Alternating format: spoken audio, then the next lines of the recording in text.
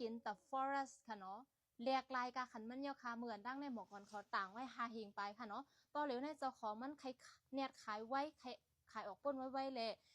รถย่อมกาขันมันไว้4 เฮง 6 ปักแสนเนี่ยค่ะเนาะเนื้อกา4 เฮง 6 ปักแสนเนี่ยตั้งกวางมันเดี๋ยวมีอยู่60-80ใน4 ล็อกต้อยค่ะอ๋ออันดี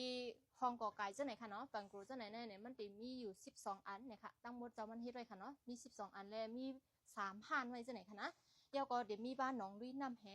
น้ำหมอก็คุดไว้เอาค่ะเพราะว่าเขาคาลูกตีเซนตั้งยันหนองพาแหงอเขามาภายขวามือแน่เนี่ย2 นิดก็ค่ะเนาะตีถึงตีแน่แล้วค่ะมันเดี๋ยวมีเหนือเซนตั้งยันกว่าน้องปุจังคำเนี่ยค่ะเนาะ